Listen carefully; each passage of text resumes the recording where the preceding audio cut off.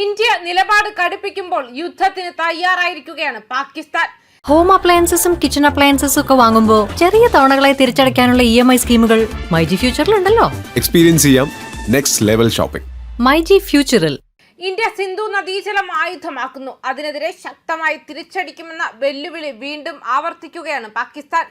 അതിർത്തി കടന്നുള്ള ഭീകരതയ്ക്കുള്ള പിന്തുണ ഇസ്ലാമാബാദ് അവസാനിപ്പിക്കുന്നതുവരെ സിന്ധു നദീജല ഉടമ്പടി നിർത്തിവെച്ചിരിക്കുമെന്ന് ഇന്ത്യ ആവർത്തിച്ചതിന് പിന്നാലെ ഭീഷണിയുമായി പാകിസ്ഥാൻ മുൻ വിദേശകാര്യമന്ത്രിയും പീപ്പിൾസ് പാർട്ടി അധ്യക്ഷനുമായ ബിലാവൽ ഭൂട്ടോ സർദാരി രംഗത്തെത്തിയിരിക്കുകയാണ്.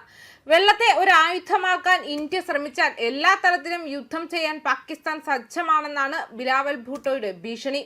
പാകിസ്ഥാനിൽ ഒരു പൊതുയോഗത്തെ അഭിസംബോധന ചെയ്തുകൊണ്ട് സംസാരിക്കവെയാണ് ഇന്ത്യ സിന്ധു നദിയിലെ ജലം ആയുധമാക്കാൻ ശ്രമിക്കുകയാണെന്നും ബിലാവൽ ആരോപിച്ചത്.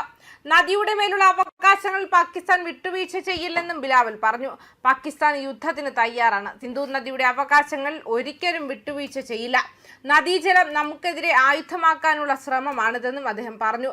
പഹൽഗാം ആക്രമണത്തെ തുടർന്ന് സിന്ധു ജല ഉടമ്പടി താൽക്കാലികമായി നിർത്തിവെക്കുമെന്ന് ഇന്ത്യ ആവർത്തിച്ച് സ്ഥിരീകരിച്ചതിന് ദിവസങ്ങൾക്ക് ശേഷമാണ് പാക് നേതാവിന്റെ പരാമർശം.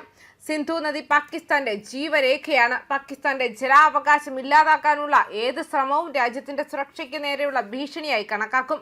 ഞങ്ങൾ അന്തസ്സുള്ള സമാധാനമാണ് ആഗ്രഹിക്കുന്നത്, അല്ലാതെ കീഴടങ്ങലല്ല. സിന്ധു നദി വിട്ടുകൊടുക്കാൻ പാകിസ്ഥാൻ തയ്യാറാണെന്ന് ആരെങ്കിലും കരുതുന്നുണ്ടെങ്കിൽ അവർക്ക് പാകിസ്ഥാനെ കുറിച്ച് അറിയില്ല എന്നും ബിലാവൽ വ്യക്തമാക്കി. വെള്ളം നിഷേധിക്കുന്നതൊരു അണ്വായുധ യുദ്ധത്തിന് തുല്യമായ സാഹചര്യമാണ് സൃഷ്ടിക്കുന്നതെങ്കിൽ അതിനെ നേരിടാൻ സംയുക്ത സൈനിക നീക്കം ഉൾപ്പെടെയുള്ള ശക്തമായ പ്രതികരണം പാകിസ്ഥാന്റെ ഭാഗത്തു നിന്നുണ്ടാകും. അതിർത്തി കടന്നുള്ള ഭീകരതയ്ക്ക് പാകിസ്ഥാൻ തുടർച്ചയായി പിന്തുണ നൽകുന്നതിനാൽ സിന്ധു നദീജല ഉടമ്പടി നിർത്തിവെക്കുന്നു എന്ന് വിദേശകാര്യ വക്താവ് രൺധീർ ജയ്സ്വാൾ പറഞ്ഞിരുന്നു.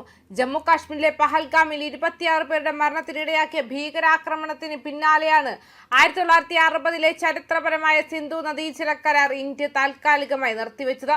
അതിർത്തി കടന്നുള്ള ഭീകരവാദം പാകിസ്ഥാൻ അവസാനിപ്പിക്കാതെ കരാർ പുനഃസ്ഥാപിക്കില്ലെന്ന് കേന്ദ്ര ആഭ്യന്തരമന്ത്രി അമിത്ഷായും വ്യക്തമാക്കിയിരുന്നു.